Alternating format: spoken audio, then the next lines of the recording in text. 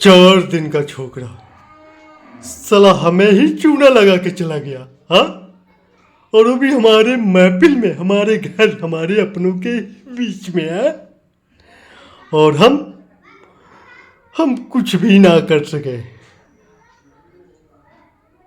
कुछ तो है, कुछ तो है उसमें। अरे खपरिया,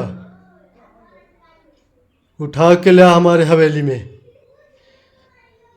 वह ससुरा अगर हम लोग के साथ रहा ना तो बहुत ही बड़ा तरक्की करूंगा हम लोग।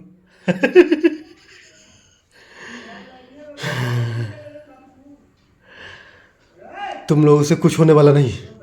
जाओ और अभी उठा के लाओ मेरे पास।